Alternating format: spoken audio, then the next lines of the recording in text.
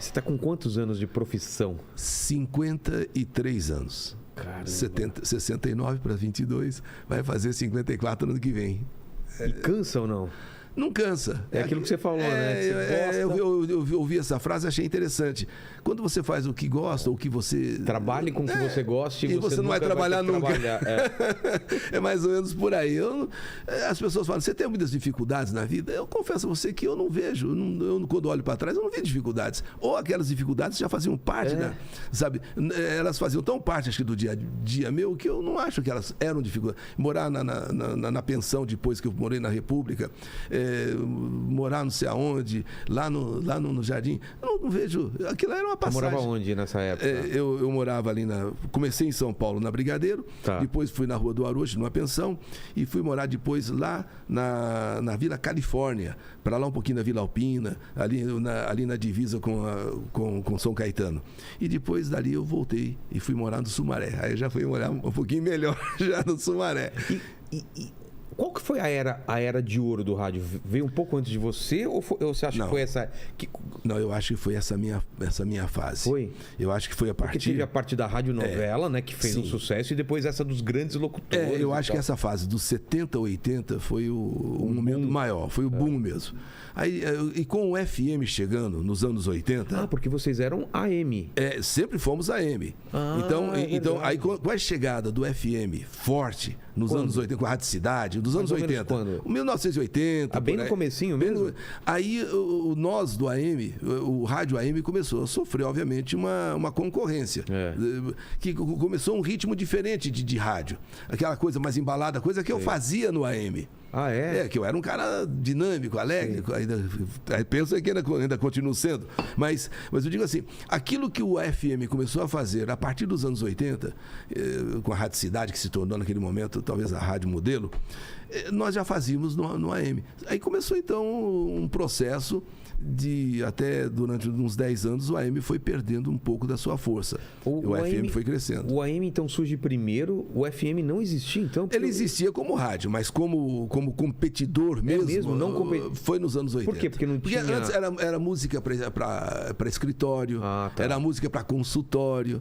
Aí, de repente, um dia... Porque não tinha um alcance muito grande também, FM, né? Ainda continua não tendo. Hoje, a AM é muito maior, né? Sim, mas hoje em dia, inclusive, o próprio AM, com todas as suas dificuldades de prédios e tal, isso e aquilo, então não tem aquela propagação de ondas como tinha antigamente. Entendi. As próprias rádios hoje, com menos condições, acabam diminuindo um pouco a potência dos seus transmissores para diminuir, para economizar aquela coisa toda. Mas, naquele tempo, o rádio AM ia para o Brasil inteiro. Você pegava uma Tupi, pegava uma Nacional do Rio, a Tupi São Paulo, você falava pro Brasil todo. Aí que começou a dar uma enxugada, porque outras emissoras, milhares foram surgindo. Entendi. Então aquela coisa foi...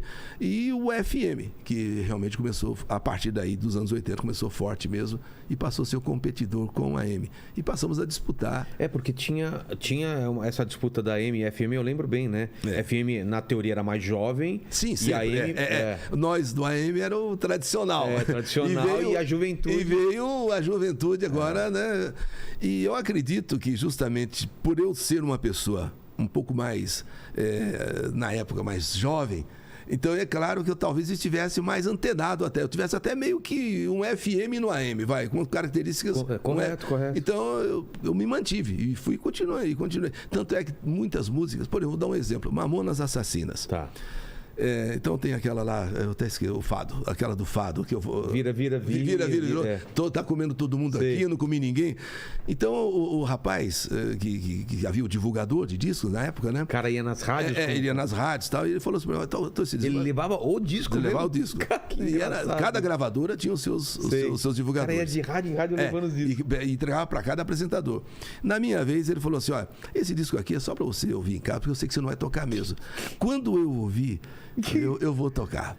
vou Você tocar. riu e falou isso daí. Eu vou tocar. Era os Mamonas Assassinas, tô dando esse exemplo aqui, né? Aí, quando eu toquei, eu me lembro que o Paulo Barbosa... Você lembra do Paulo Barbosa? Claro. Paulo Barbosa, ele, no programa dele... Nossa, tô voltando o tempo aqui. Ele ficou horrorizado com o que eu fiz. Ele ficou... Quando eu tocar uma música dessa... Porque era vira, e não sei o que lá, todo mundo já... eu não comi ninguém. Como que é? Vira. Já me passaram a mão na bunda e eu não comi ninguém. Eu não comi ninguém. E eu toquei. Ele colocou assim como enquete. O que vocês acharam dessa música? Sei. E todo mundo falou: Paulo, tão legal, já precisa também rir um pouco, precisa descontrair um pouco. Acontece que acabou ele tendo que tocar a música também. Então, nesse aspecto eu falo... porque não era uma música para AM na teoria, né? Na teoria, não. E eu quebrei isso. Eu me lembro do Kleber Machado. O locutor, o narrador esportivo da TV Globo. Ele era o coordenador da Globo AM, né? da Globo, nos tempos em que eu trabalhava lá na Rua das Palmeiras. Ele era o coordenador. Quando eu toquei Dalto, Muito Estranho, e toquei o Hit e Menina Veneno, ele chegou pra mim e falou assim: você não acha que essas músicas não são condizentes com o seu programa? O Kleber... o Kleber, ele era o coordenador da rádio, era um garotão ainda. E eu falei: mas por quê? É muito moderna pro seu programa. Eu falei: não, eu vou tocar. E toquei. Menina Veneno. Então você vê que a cabeça das pessoas olhava o AM era como uma coisa de velho, assim, não é? Então eu não sei se de certa forma eu quebrei um pouco essa coisa, sabe? Então você tocava as músicas da FM na AM. Exatamente. As músicas que as pessoas não ousavam tocar, vamos dizer assim, eu tocava, sabe? Então é isso que eu acho que acabou ajudando com que as coisas viessem até os dias de hoje. Com certeza. Que época que...